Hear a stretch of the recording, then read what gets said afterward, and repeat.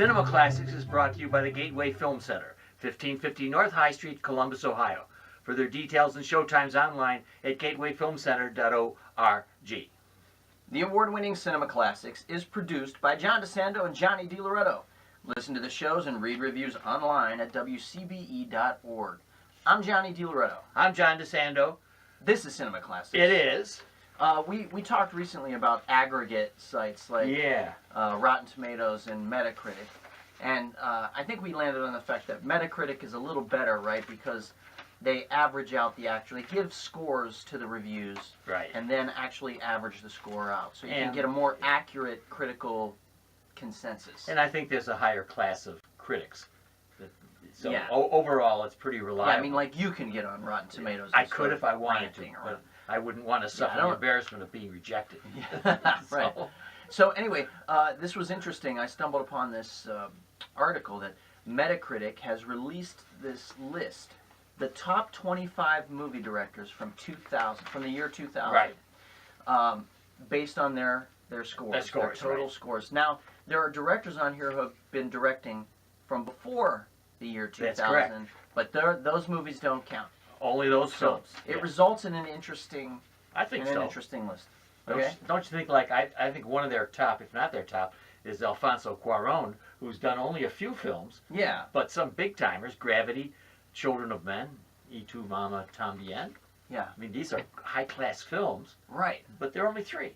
Yeah, they're only three, and I'm not that big a fan of any of them. I think Gravity was the most fun for me. Children of Men. I know Y Tu Mama Tambien and Children of Men are not fun movies. Yes, but, right. Yeah, I always think Children of Men is really overrated. Do you like that movie? It gives me one impression: bleak. Yeah. And it doesn't bring a whole lot else. Yeah. But it's impressive stuff. Okay. So the other thing that was impressive about this list is how many foreign directors. Yeah, boy. And you know, it really made me think, John, I got to do a better job brushing up on my world cinema. I mean, there are guys on here, and women directors, a lot of women directors on here too. But guys like Hirokazu Kurita, never heard of them. Well, Hayao Miyazaki, of course, with Spirited Away. I mean, the Japanese director, most people know. Yeah. Howl's Moving Castle and Ponyo and The Wind Rises and Spirited Away. He's probably at the top of the heap of international directors. Yeah, right up there with Bong Joon-ho. Oh, excellent. Now, I have seen some Bong Joon-ho. Right. I've seen The Host. Right. And Snowpiercer, which was an English-speaking film, English-language film. I love Snowpiercer. And then, most recently, didn't he do... What was his most recent movie? Hold on. I want to say, wasn't he the one that did the Train to Busan? Is that him? Oh, is that he? Oh, right, maybe. No, that's not him. It's not. Okay, yeah. But anyway, I think that largely the list that I picked out, my favorites out of their list, are largely American, and we've not made any bones about the fact that we're not way on top of the international films, in part because we don't get as many as New York City gets. Well, that's true. That is true. But the Gateway Film Center does get do quite a few of them. Job, yeah. And certainly a lot of these are available online. I just don't know about them. Yeah. Well, you know, there was a time in my film studies days at OSU I would have been on top of this. Well, I have the image here of my favorite of them all. I can't see it, but tell me what it is. But this is Mike Leigh, the British director. Oh, yeah. And he has still been cranking movies out. Well, I haven't seen in the last year or two, but for sure since then he has. And Secrets and Lies was before that 2000, I think. Yeah. Right. So what are some of the... Mr. Turner and Happy Go Lucky, and that also might be before. I don't know. I'm just telling you the films of his that I like. Yeah, before that, right. Yeah, and these has a few since then. Some of them. Have you seen some of these recent ones? Timothy Spall, yeah, and I can't think of the titles. But, must be supremely memorable. No, they were commonplace titles, which would be typical of him. Now, one director who is mentioned here in the top, or right at the top, and is in theaters right now with Baby Drivers, Edgar Wright. Oh, I love Edgar Wright. Yeah. And now he is a combination of a guy who loves genre and makes fun of it. and he has some seriously good movies, including that trilogy of his. Yeah, the Cornetto trilogy. Right. Yeah, which includes Shaun of the Dead, Correct. Hot Fuzz, and The World's End. Yes. Yes.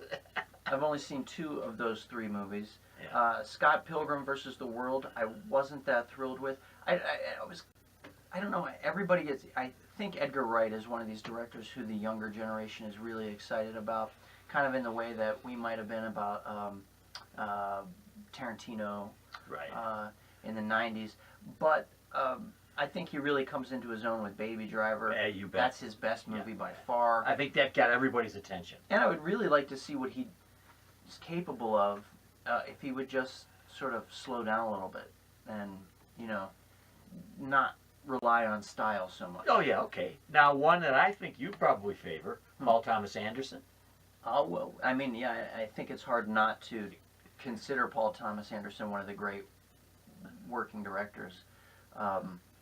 What did he do last was Inherent Vice. Yep. Which I thought was underrated. I like that movie. It was a throwback to like the Long Goodbye in the '70s with Elliot Gould. I thought it was a really Created fun movie. The mood and the look of that time, as well as kind of interesting detective story. You're right. He did a beautiful job, and then he did The Master. Yeah.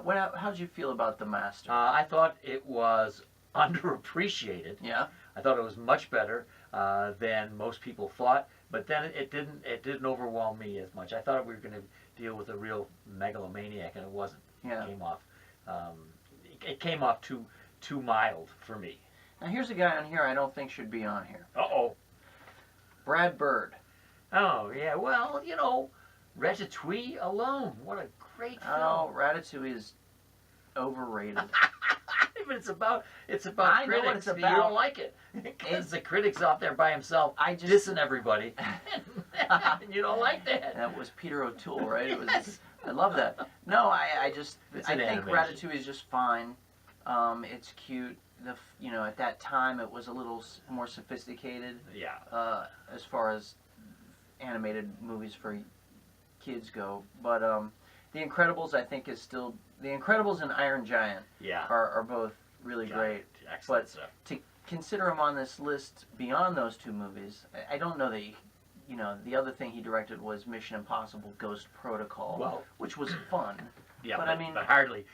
And do you think that you're it hardly excuses him being alongside. Do you of think people because they were the bulk of these is animation that you have a little bit of reservations about that? No. Okay. No. Right. Because if it was like the Fantastic Mr. Fox, yeah, I would. You know how to push my button when you mention that. You're right. No, I don't discount movies because they're or don't take them less seriously because they're animated films. One of the serious filmmakers on here is Richard Linklater. Mm-hmm. And I think he has had some very fine films that Before Sunset, Before Midnight, and I think it's even a trilogy. Lots of talking, walking along the street. Yeah. Ethan Hawke. Then you put Boyhood. Boyhood, yeah. I'm sorry. Yeah. Go ahead, say that again. I stepped on and Boyhood, which I think was up for the Oscar. Yeah. It took him 10 years to do that film. And 12, didn't it? 12, whatever it was. It was not didn't make it great. It was following that young man through his first part of his life. Mm-hmm. Pretty good stuff. Yeah. He had one that I like a lot. Nobody else has seen. Me and Orson Welles. Oh, yeah, I missed that movie. one. I missed that movie. Oh, it's so. I thought it looked really great. Oh, it right? captured Welles. One of the ones he had recently, I think last year, was Everybody Wants Some. Oh yeah. Which was sort of a spiritual follow-up to Dazed and Confused. Okay. I mean, different characters, different time, yeah. but in that vein. Yeah. But he continues, because he works in this, independent vein, and he's not a special effects-driven filmmaker. He continues to tell human stories. He works consistently. Probably one of the more prolific filmmakers on this list. The oddest filmmaker on this list. Who's that? Guy Madden. Yes, for sure. Guy Madden, I don't know if any of our listeners have heard of Guy Madden. He's a filmmaker out of Winnipeg, and I believe at one point he won the Wexner Prize here. And they had him here, yeah.